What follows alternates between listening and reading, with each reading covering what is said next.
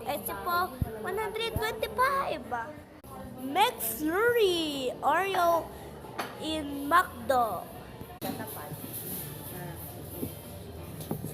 Ano yung may gagawa? Meron naman. Kaya na siguro ng 2 tao. Ang mahal kasi ng labor ngayon eh. Ang taon na. Ha? Ang taon pa? 800. 1,000. Yung iba, 1. Agay, iba, 1. Kaya kay Mang Pulso, naka 100,000 na siya doon. Gusto ko sa Kuya Tony. Ano kasi si Kuya Tony? Ha? Oo.